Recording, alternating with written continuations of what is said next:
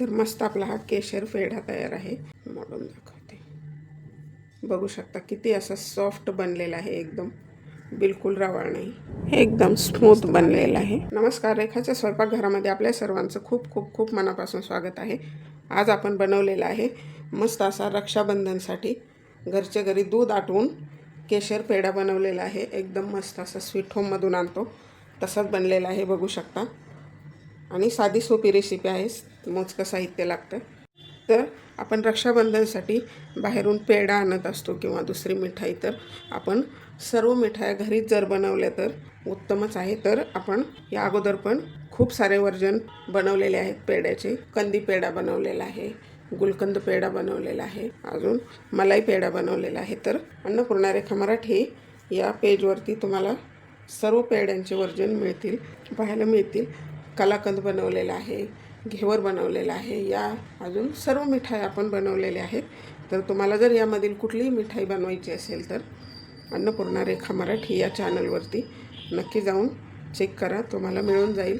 तर आपण बाहेरून आणलेल्या मिठाईमध्ये भेसळ असू शकते, तर घरच्या घरी दूध आटवून आपण बनवलेला आहे पेढा.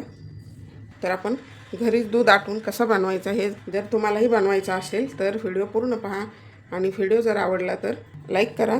अशाच छान छान रेसिपी पाहण्यासाठी अन्नपूर्णा रेखा मराठी या चॅनलला अजून सबस्क्राईब केलं नसेल तर नक्की सबस्क्राईब करा आणि बेल बटनावरती क्लिक करा, म्हणजे व्हिडिओचं नोटिफिकेशन सर्वात पहिल्यांदा आपल्याला मिळेल. चला तर मग रेसिपीला लगेचच सुरुवात करूया. तर आपल्याला पेढा बनवण्यासाठी आपण बनवतो केशरी पेढा. तर त्यासाठी हे घेतले पाऊण लिटर दूध, ही 60 ग्रॅम मिल्क पावडर आहे, ही साखर आहे 25 ग्रॅम. साखर तुमच्या आवडीनुसार अजून वापरली तरीसुद्धा चालेल.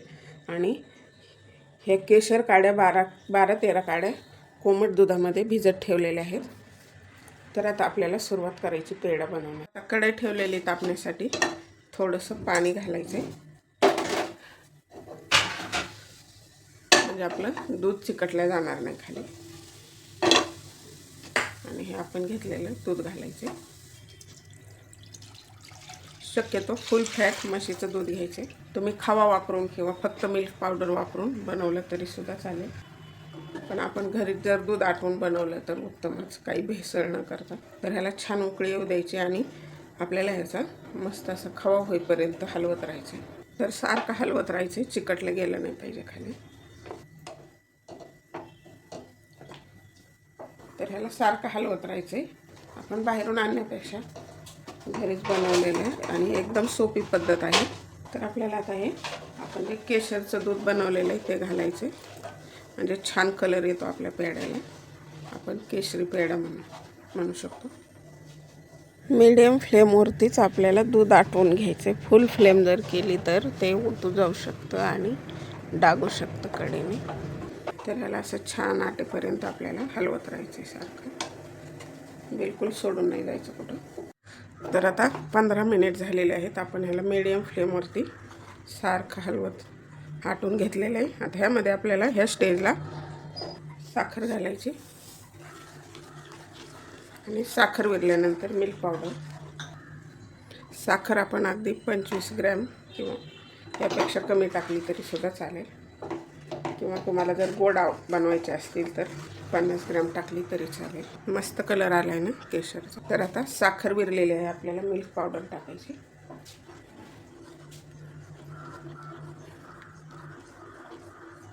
छान मिक्स करून घ्यायची.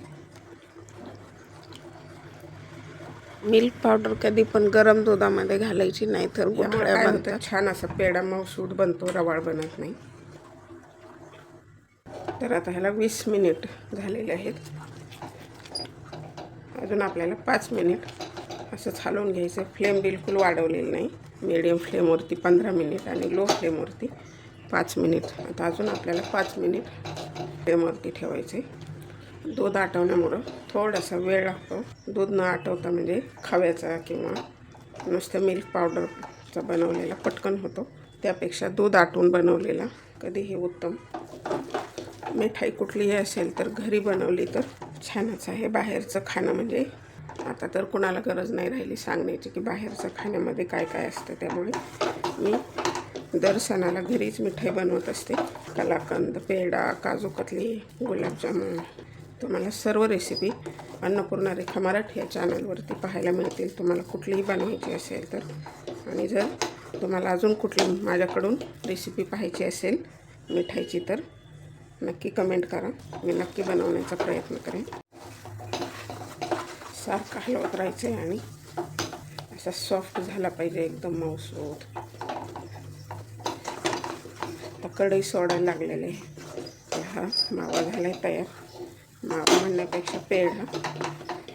आपल्याला अगदी थोडंसं तूप घालायचं आहे तर थोडीशी शाईन येते पेढ्याला आपल्या.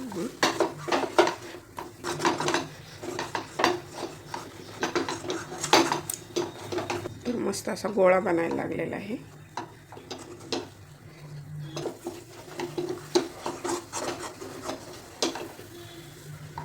तर आता गॅस बंद करायचा आहे आणि ह्याला थंड होऊ द्यायचं आहे. मस्त गोळा बनायला लागलेला आहे, थंड होऊ द्यायचं आहे.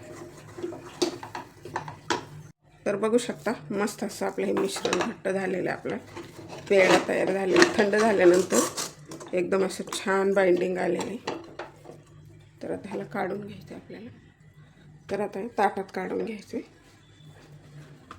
बघू शकता एवढ्या दुधामध्ये 200 ग्रॅम असेल पेढा आपला बनतोय.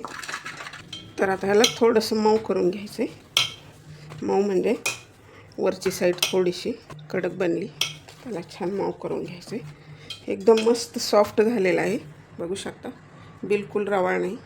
तर आपल्याला पेढ्यासाठी वरून सजावटीसाठी थोडेसे केशर काढे घेतलेत आणि हे पिस्त्याचे काप. तर आपल्याला आता पेढा बनवून घ्यायचा आहे. आपल्याला मोठा छोट्या आकारामध्ये जसं बनवायचं आहे तसं छान असा मऊ करून घ्यायचा आहे.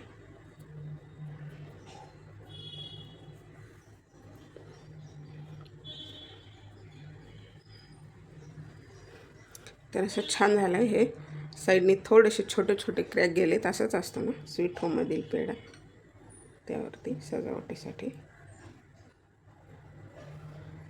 तर हा झाला आपला असा केशर पेढा. तर अशाच पद्धतीने आपल्याला सर्व पेढे बनवून घ्यायचे. काय सुरेख दिसते, कलर पण मस्त आला आहे. अजून एक बनवून दाखवते.